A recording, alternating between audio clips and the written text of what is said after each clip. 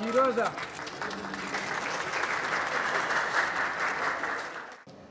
بەڕاستی ماوەیەکی زۆرە پلانمان بوو کە لە زاخۆ دەست پێ بکەیت وەکو جەنابتان ئاگادارن لە 2013ەوە لە 2012ەوە توێتە بە فەرمی لە بازاری کوردستانە لە 2016 بە فەرمی توێتە عێراق دامەزرا.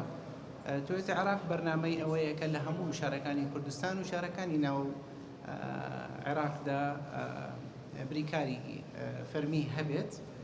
زۆر بە پێخۆشحاڵیەوە ئەمڕۆ ئەوە ئاشکرا دەکەین کە لە زاخۆ کۆمپانیای ڕوکن سیارات دوو فەسیلتی تازە دەکاتەوە بە ئامادەبوانی کۆمەڵێک کەسانی خەڵکی ئەم شارە. پێخۆشحاڵین کە خزمەتی توێتە بگاتە دەست هەموو کەسێک لە بازاری عێراق و خاصەتەن لە کوردستان.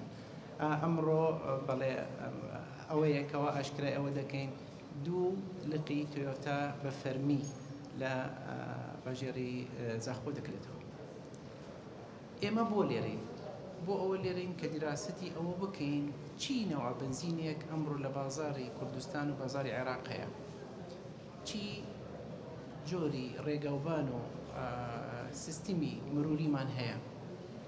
ئەوانە هەمووی بەیەکەوە لەگەڵ زەوقی کەستمەری بازاری عێراق ئێمە لەسەر ئەوە دیراسەت دەکەین سیاری بۆ دروست دەکەین کە هەرا با بە جوانی ناوی بنین 4-5 نەوە سیارەی هایبرد هەیە.